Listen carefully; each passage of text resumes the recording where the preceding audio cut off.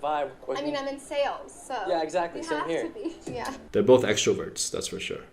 Kind of want to know, what are you looking to get out of your potential partner? I have a certain lifestyle that I want to live. Marriage for me is a financial decision. Oh man, this is terrible because when a girl says that, it just sets off gold digger vibes. Like, even if that's true, look, no judgment. If I was a girl, I can understand the perspective if I was a girl.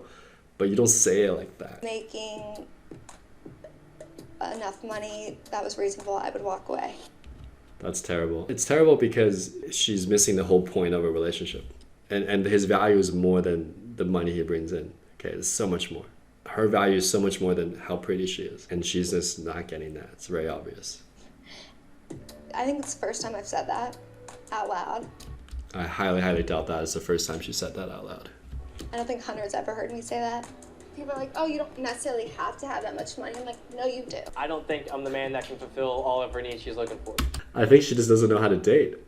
She's been in a relationship for 2.5 years. This is terrible. She might be able to like spin that on a single guy who's like desperate, but any guy who's already got options or is in a relationship, like the moment we hear that, it's like so many red flags. Like, it's redder than the shirt that I'm wearing. If you were a girl and financial stability was important to you, the way you say that would be something like, I support my man. I envision a life where like I don't want to, always constantly be looking at the price on the menu. That being said, I know what it takes to get to that level of the hierarchy. I grew up kind of not having that. And so for me, having that's important. And I want a partner who would have that same vision with me, and I would do everything I can and work with him to achieve that lifestyle. And even if we don't, at least we know we tried and we had a vision for financially where we want to be at, because that's important to me. I believe that going after the finances in the right way also grows and matures us emotionally, right? So now you're setting this vision for yourself where I have a certain lifestyle that I want to live, but instead of like, if you're not good enough, get out of the way, it's more like, I'm going to do it with you. I'm going to support you when I go to get there. So then it's like a value add rather than like a judgment. Make sense? I want more than comfortable. I want Oh my God. Again, everything he's saying is what I want. I want this, I want this, I want that. And she's saying very bluntly. First, you have to think about like, what's in it for this other person? And right now, everything he's saying, there's no value to Colby whatsoever. To whatever man's out there, good luck. Going on with your current relationship that made you guys want to come on to here? Or whose idea was it? It's mine. No way, it was my idea too. I think they're both extroverts, so they have a good conversation. And I like April. She's a firecracker for sure, but she's definitely like very expressive. So they're both expressive and they're having a good engagement. Someone that will help you through those times. I'm not in this alone. A guy who can comfort those feelings she's having. And this was a beautiful interaction in terms of game, right? Because I don't know this guy yet, but Colby, the way he talked to her was very smooth. It was like, what does having kids mean to you? Why are you afraid of it? And he was able to elicit from her values that even her boyfriend didn't really fully understand. What this girl is saying is that I don't want to have my boyfriend's working all the time. What if I'm stuck with a kid? I don't feel comfortable. I feel scared. And he was able to bring all that value out of her. However, it's kind of interesting, right? Like we tend to relive like the trauma in the past, right? I wonder if Colby had a situation where he grew up where he was like taking care of people. He seems to take pleasure in helping girls who are having problems and helping them out of their problems. And that comes from a certain psychology growing up for sure. No more than 2. My number is 2. 2? Okay, Yeah. so we got that in common. These guys, they're vibing so well. Their body language is good. They also have a lot in common in terms of their conversation and the way they speak. It's very similar. It's in red. I know, we're 2 red together, so I mean that's it. There's a thing in dating called mate guarding. It happens in the animal kingdom too. It's when you feel like you're dating someone, you want to protect them. So you literally, there's certain body language movements where you stand really close to them. Guys do this in particular because of mating strategies. Girls sometimes do it too. Like, this is my man. She'll put her hand on his arm, etc. Mate guarding is a non-verbal tactic to claim your territory, and it can be quite effective. That's why people do it. However, sometimes it comes out of insecurity. And so when a guy does that over and over again out of insecurity, the girl will lose attraction for him. it surprised me. Really? Yeah, it surprised me. Her answer was, she answered that Colby was her favorite, I think.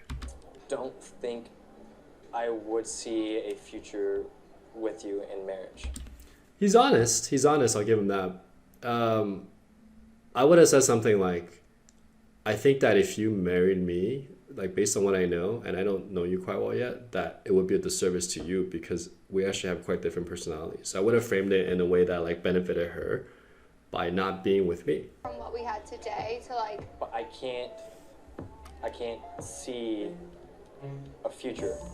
That's a little blunt, but at least he's being honest. I mean, with the right girl, it should be like, thank you for your honesty and leave. But I'm not sure if this is the right girl. thought our date went well.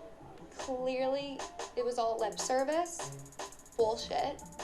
And you just nexted me as if that was even.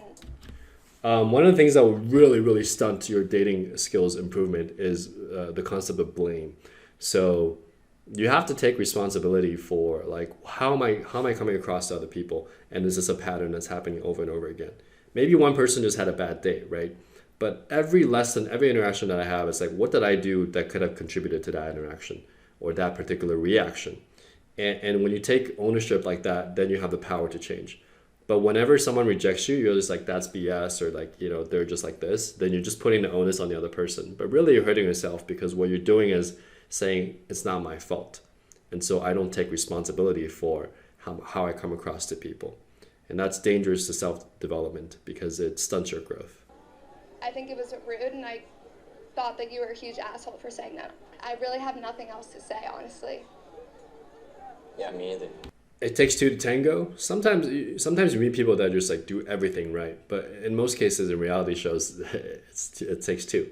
This girl right here is very unable to take bad feedback, and she also is having trouble accepting certain things.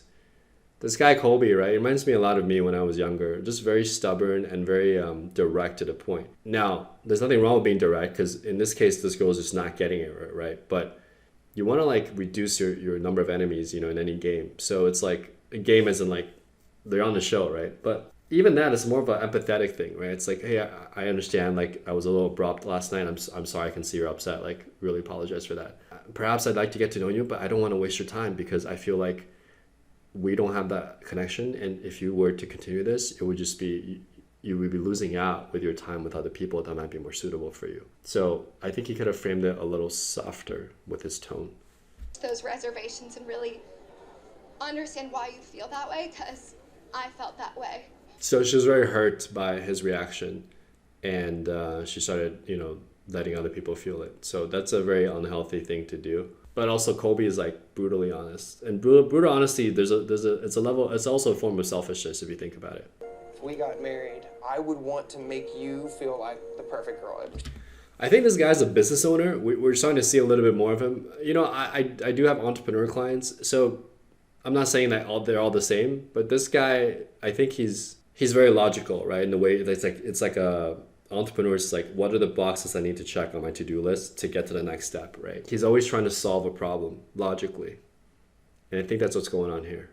Husband and wife, right? Picture it. Let's try right now. I mean, we're fast forwarding these dates. I know it's weird, but fuck, we're doing it. That was a very good qualifier, right? So he's just going logical, but then he noticed like, well, is she comfortable? So he said, you know, we're compressed in time, and I know we're kind of jumping ahead, but let's do it. So he's bringing into the conscious awareness through his words, hey, I know what we're doing is a little unconventional, and you can see her mood change. She touched his hand. She's like, okay, let's do it, right? So this is what we call a statement of empathy, which is, hey, I know I'm moving a little fast, but you know, we have a limited amount of time. Let's try it out. Let's jump to the future. Let's talk about how many kids you want. What would you be like as a wife? And then she jumped in with him. So in dating, statements of empathy will help you let the other person feel more comfortable joining you in whatever path that you want to go on. A good connection with Shanique, and I'm confused.